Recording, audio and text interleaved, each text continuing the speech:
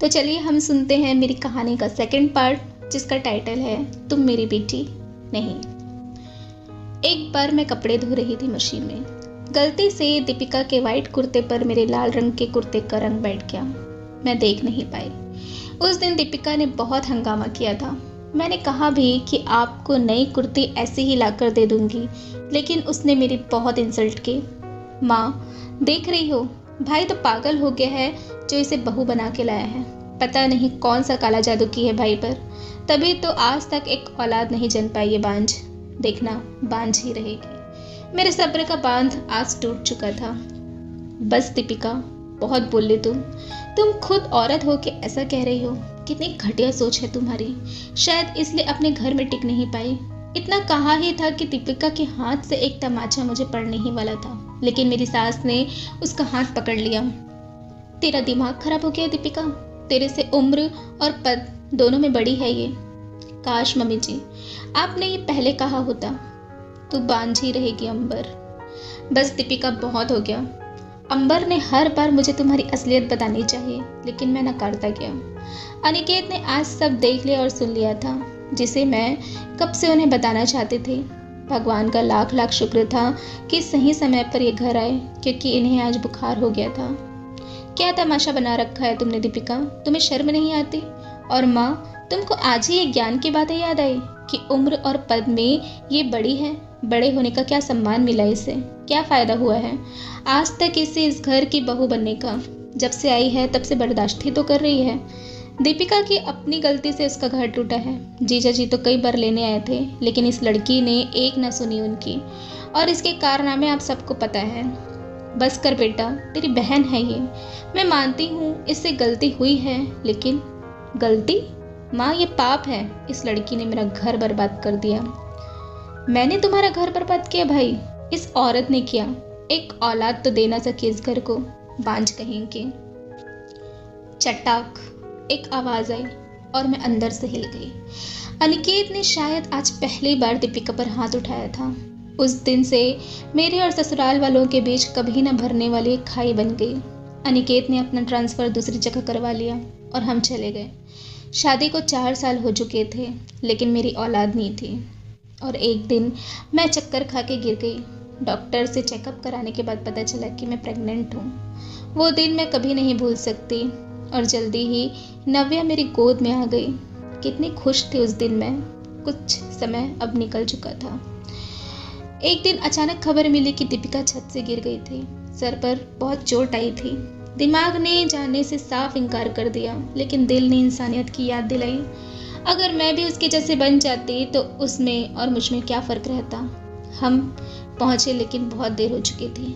दीपिका जा चुकी थी। नैना 6 साल की थी, बिन माँ बाप की बच्ची। एक माँ ही तो थी, आज वो भी छोड़कर चली गई। दिन ऐसे ही निकल गए। मैं नैना का ध्यान रखती थी, लेकिन मेरी सास और मेरे पति के एक फैसले ने मेरी ज़िंदगी बदल दी। मेरी सास ने नैना को गोद लेने को कहा। मैं उसकी माँ नहीं बनना चाहती थी। इसलिए नहीं कि मैं बनना नहीं चाहती थी, इसलिए कि वह दीपिका की औलाद थी।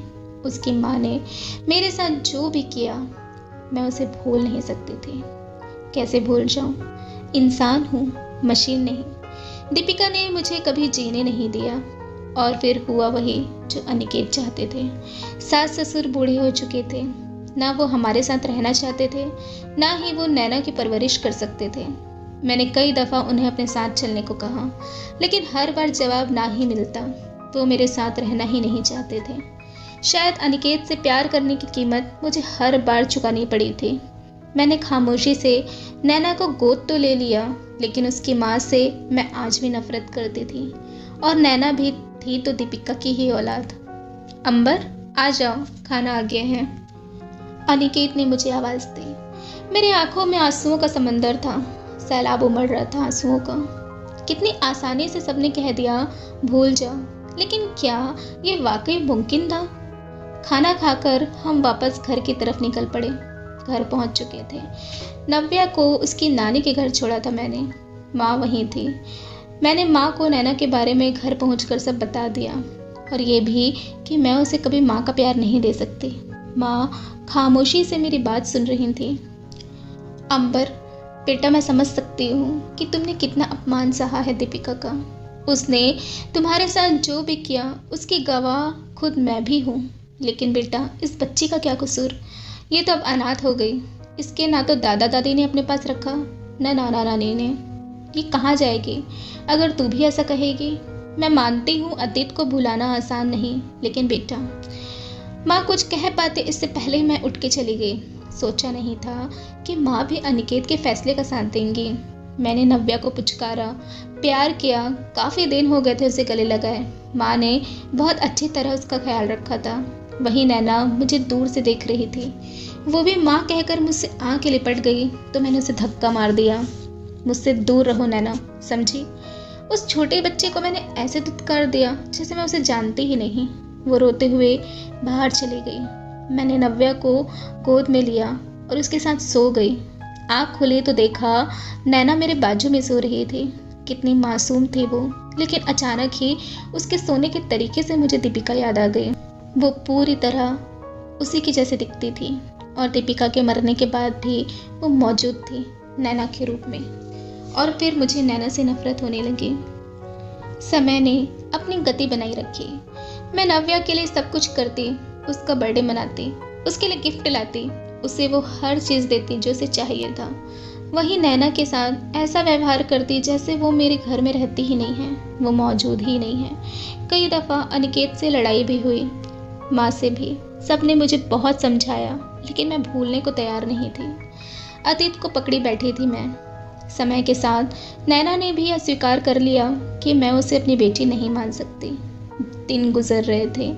कभी कभी तन्हाई में बैठकर नैना के बारे में सोचती थी मैं उसके साथ बहुत गलत कर रही हूँ। उसे अपनाने का कई दफ़ा सोचा, लेकिन उसकी माँ का हाथ उठाना याद आ जाता। कभी मेरे खिलाफ सबको भड़काना। ये भी याद आ जाता कि एक बार उसकी माँ की वजह से मेरा और अनिकेत का तलाक होने वाला था, लेकिन जीत हमारे भरोसे की हुई।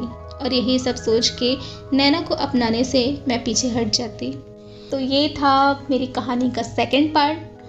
अगला पार्ट मैं जल्दी ही आप लोगों के साथ शेयर करूँगी। अगर आपको मेरी कहानी पसंद आती है तो प्लीज़ लाइक कमेंट शेयर ज़रूर करें। चैनल को सब्सक्राइब कर लीजिएगा। तो मिलते हैं आपसे अगले वीडियो में। तब तक के लिए tata bye bye, take care.